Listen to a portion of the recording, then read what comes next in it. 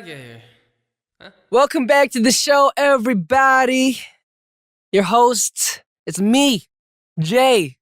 I'm a little delirious. I just got out of a 16-hour shoot. How you feeling, Diane? Is your name Diana or Diane? That's how crazy I am right now. Diane. Yeah, that's what I thought. That's why I called you Diane. But then why would you question what you I told you I'm crazy right now. Mandela effect. It's all a conspiracy. Getting back on track. Welcome back to the show, everybody. For those of you who don't know, I will take a quick second to explain what we do here. The show is called How Did I Get Here? Okay? Where we live our best lives on the internet and come out the other side knowing more, but not feeling all that much smarter, if you know what I mean. I'm your host, Jay. Welcome to the show. Claps. Quick couple reminders before we start the program today. Number one, most importantly, subscribe to the podcast. Please leave us a review. A good one. I would really appreciate it. Thank you from the bottom of my heart. Moving on. Oh, also, and then you can also check out clips that we have from our DAY Studio YouTube channel, which is youtube.com/DAY Studios. And you might want to subscribe to there and turn on notifications as well, because we are going to be sprinkling your life with beautiful spices for your enjoyment and entertainment, usually at our expense, because of Diane. The starting point and the question for today. Wow, this is a good one. What are the odds of finding your soulmate? Now, ladies and gentlemen, this is a very in-depth question. We need to begin from the root. What is a soulmate? Because a lot of people, I feel like, because I'm almost in my 30s now, and a lot of my friends are married, and they're telling me, you make your soulmate, right? But then I have other friends that are like, I met her, knew she was my soulmate. But yeah, like some of my friends will tell me that, as soon as they met, boom, they knew. They were soulmates, they were in love, happily ever after. And that's kind of how some of the relationships play out in my friends' lives. But for others, it's kind of like, when will I find my soulmate? Is there a soulmate for me? Can anyone possibly handle the amount of insanity I bring to the table? Right? I feel like this is like super relatable. Everyone feels, or everyone has a point where they're like, man, I'm so crazy. I have nothing under control. I don't know what's going on. I don't know what I'm going to eat next week. I don't know where I'm going to be in 5 years. And my life's a mess. Can anybody handle me? But you know what? A word of relief to everybody that's thinking that. Everyone next to you is thinking the exact same thing. I don't care what they're doing. So that's just a quick word of relief for everybody wondering about those kinds of things. Because I do feel like I have a lot of friends that are concerned with their future and stuff. Do not worry so much. Kind of just, it's a lot easier said than done. But I've been practicing this as well. Let life kind of just take you on its current. Okay? You are a tennis ball. You are a tennis ball floating through the ocean. Just let it take you on an adventure. Don't try to fight the current. When you fight the current, you're just going to exhaust yourself. And in the end, the results aren't going to change. I feel like you could try harder to edge yourself in a certain direction. I feel like that's valid, positive, good for your life. But when you try to go in complete opposite direction from what your natural forces are inclining you to, I feel like more times than not, it becomes a little bit difficult, And if that's something that you really want, you want to make a 180 degree change in your life, and that's something that you really, really desire and you feel like is necessary, go for it. But if not, sometimes just going with the current, it's not that bad. Join us for the ride. We're all here chilling right next to you. 1,000,000 tennis balls just chilling on the wave, okay? Right, because soulmates, I think the idea of a soulmate is super relative. So I had those two friends, right? I think I would have to say that I'm going to agree with you make who your soulmate is. Because relationships, they're not always easy. There's struggles. No two people are perfectly fit for each other. I feel like that's ridiculous. So yeah, no two people make a perfect fit with each other. I mean, there could be, but I feel like there's always going to be those kinks that you got to work out, And that whole process is really like the adventure of love, you know what I mean? Like just finding out who each other is, being able to relate, being able to bond on a deeper level, You know, finding the things that you may find as flaws, but eventually become strengths in the relationship. Damn, I'm so smart. Oh my goodness, claps. Oh my goodness. Tell me I'm smart. Damn. Man, going back to the soulmate thing, like, I don't know. Because the question is, what are the odds of finding your soulmate, right? But I feel like, can't you just make whoever you're in love with and you want to make this relationship work, right? You find that person, you're thinking like, you know, I think I could really spend the rest of my life with this person. I feel like we can make this work. Wouldn't that technically become your soulmate when you choose for them to become your soulmate? Let's actually see what Google says. That's so interesting. Okay. There's a literal percentage. Oh, you're right. Okay. So it says 0.010%. And the question was, what are the odds of finding your soulmate, right? The explanation is, assuming your soulmate is set at birth, is roughly in the same age bracket, and the love is recognizable at first sight, the mathematical estimates indicate that your chances of finding your soulmate is only 1 in 10,000 people. Wow. How did they even do the math for that? Okay, hold up. I want to look deeper into this. Let's dive deep into the rabbit hole, okay? Okay, there's too much reading. But either way, interesting. 0.010%. So 1 in 10,000 human beings are estimated to find their soulmate. How does that work? So how do you even know that if you found your soulmate? You could have been the 1 in 10,000. You just wouldn't know. Wait, is that it? I feel like what they're saying is 1 in 10,000 human beings have the chance to find their soulmate. Not 1 in 10,000 people are your soulmate, right?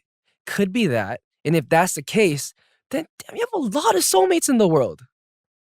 Yeah, that's kind of relieving. Like, even if you haven't found love right now, like, you'll be okay.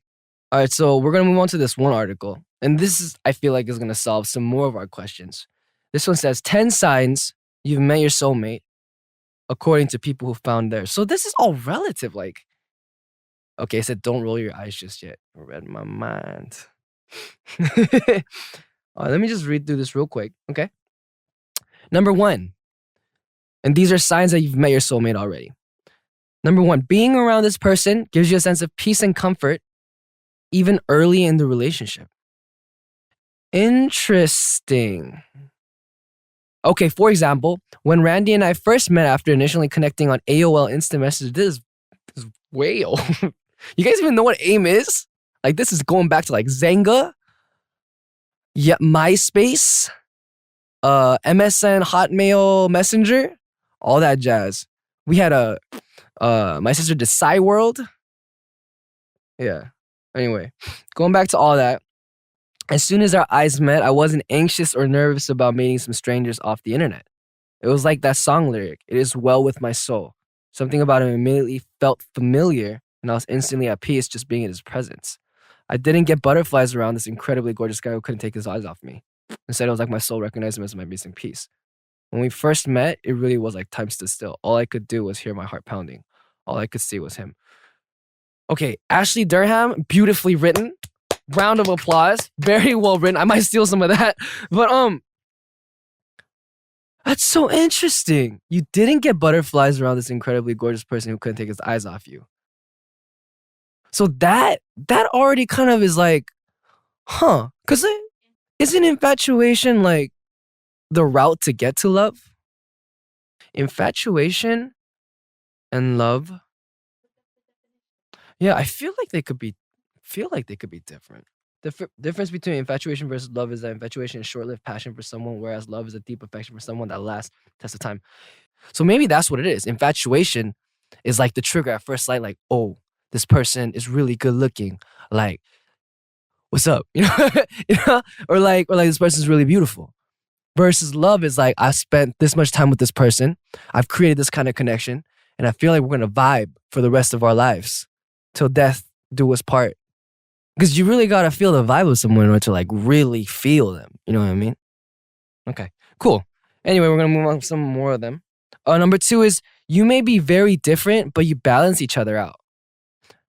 Example, I knew my wife was my soulmate when I realized the ways we were opposite balanced me and the ways we were alike bettered me.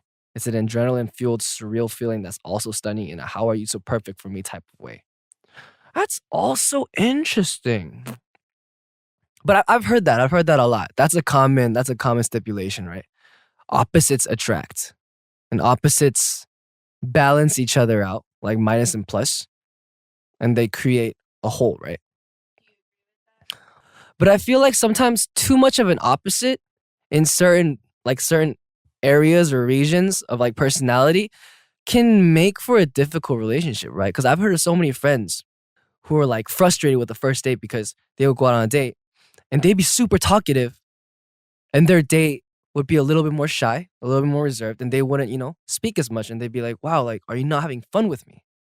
But in retrospect, like, if you look at the situation in hindsight, in that girl's eyes, like she was having a lot of fun. She was just listening. That's how she was, right?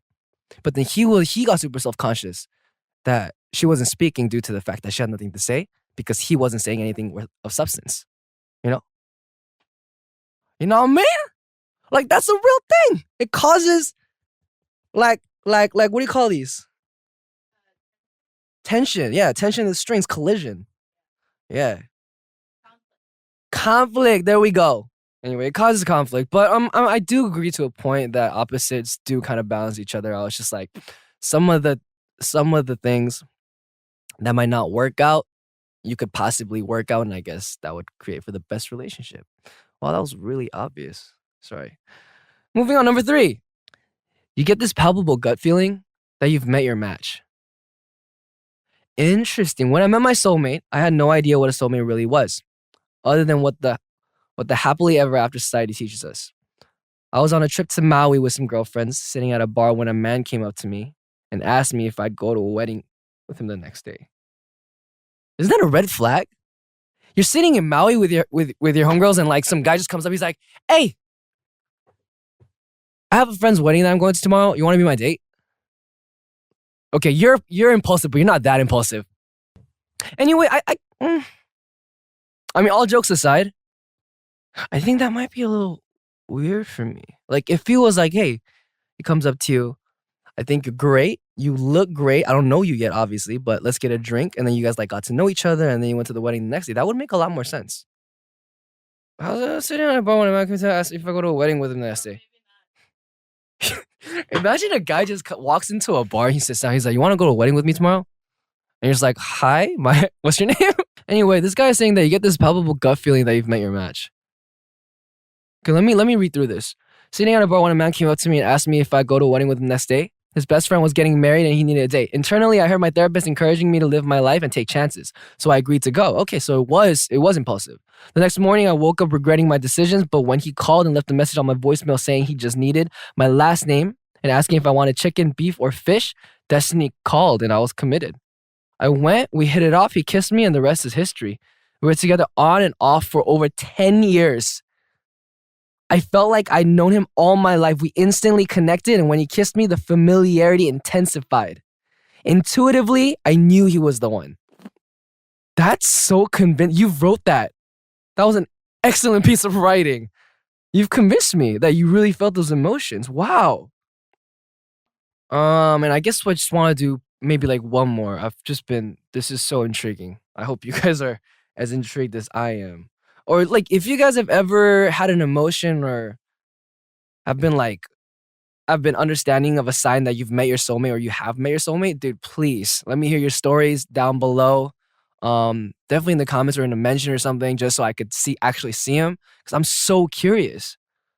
What does that feel like, your soulmate? I always assumed that your soulmate was someone that you make your soulmate, that you believe in, that you're ready to work out the kinks with and just really get through life as a duo, But I guess the soulmate could mean something completely else. A 1 in 10,000.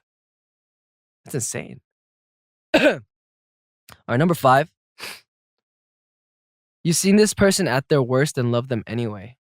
I met my soulmate when I was studying for a degree that I hated, and my entire life plan was falling apart. We shared a flat with only the kitchen between us. I didn't realize what had happened at the time. It wasn't until I took the leap to move home and start all over again that I realized that she was my soulmate. Somebody who saw me for who I was in all my disaster glory and didn't even try and run. 3 years on, she's still my soul sister. We have ventured together and encountered new experiences by each other's side as often as possibly can. Wait, so this isn't technically like relationship. So it could be love, it could just be friendship even, but like on a deeper level, a soulmate. That'd be kind of cool to have, like a friend soulmate. Someone who's just able to vibe with you and like really feel out your moments. Someone, because I mean, even with your friends, like when you see them at their worst, obviously you accept them and love them anyway, but it's really hard for you to like contain because sometimes you want to help, but you can't. Sometimes you try to help, but you make it worse.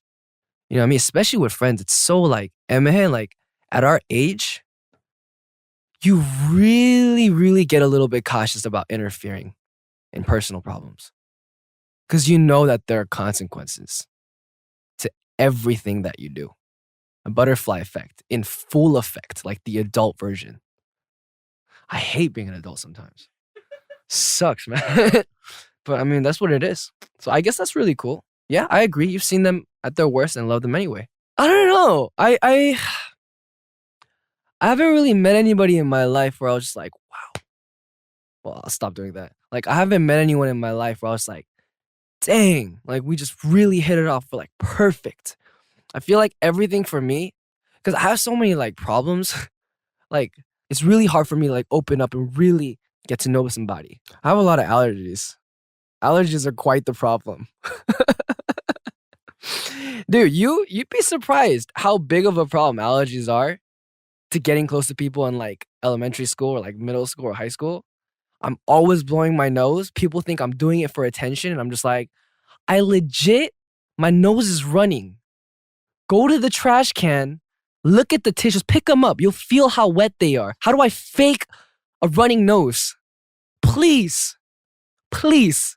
But yeah, thankfully, thank you, Lord, that my allergies got better due to time, but that was also a problem.